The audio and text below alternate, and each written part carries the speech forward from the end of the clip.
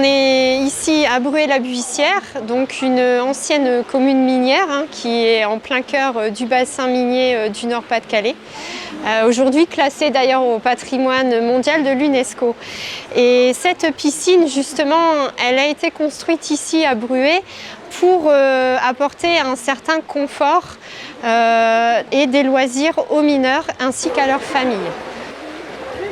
C'est une piscine inaugurée en 1936, donc on est vraiment dans une époque où c'est les premiers congés payés.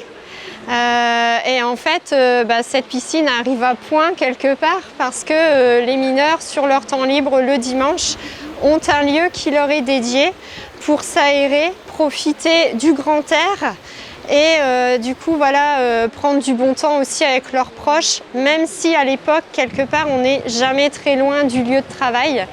Il faut imaginer que juste devant la piscine, on a les cités minières, la fosse numéro 4 qui est à quelques mètres. Donc voilà, on a toujours ce lien travail-loisir qui est en fait très très proche.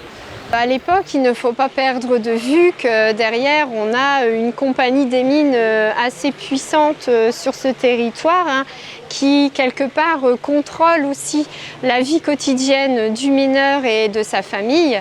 La compagnie des mines va par exemple construire des écoles, va construire des lieux de sport, de loisirs. Et la municipalité ici à Bruay participe aussi à ça. La piscine en fait dispose de nombreuses cabines ici, comme vous l'avez pu le remarquer, un alignement de cabines individuelles, il y en a 246 au total, ce qui est déjà pas mal. On en a qui donnent à l'extérieur, certaines sont à l'intérieur. Et en fait, depuis l'ouverture de la piscine, depuis 1936, on a conservé le même fonctionnement. On a aujourd'hui un cabinier responsable de l'ouverture de ces cabines.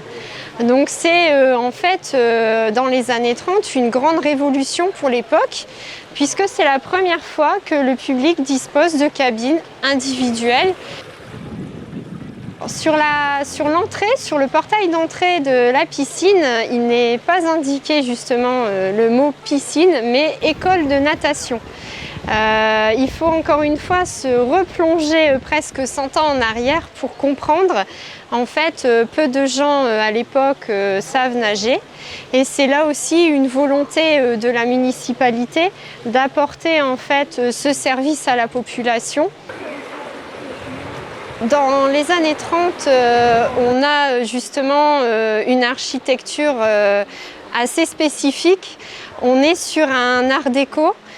Paul Hanotte, qui est l'architecte de la piscine, va s'inspirer du style paquebot. Alors ce style, en fait, on le reconnaît assez facilement. Il faut s'imaginer qu'on est comme sur le pont d'un bateau. Et on a face à nous un décor assez immense en fait. On a un alignement déjà de plusieurs cabines. On a ici 246 cabines, toutes alignées. Donc ce qui crée en fait une impression un peu de bord de mer avec les cabines de plage que l'on peut avoir dans le nord de la France. On a également ces couleurs assez typiques empruntées aux couleurs du bord de mer, avec le beige, le bleu également. On a des petits détails aussi dans la décoration, même si on a là un art déco très épuré. On a quelques petits détails décoratifs qui rappellent le milieu nautique. On a notamment le motif de la vague sur les ferronneries ou également les hublots à chaque angle de la piscine. Et enfin, dernier élément de décor pour le style paquebot, on a aussi cette grande cheminée qui rappelle là la cheminée clairement des bateaux de croisière.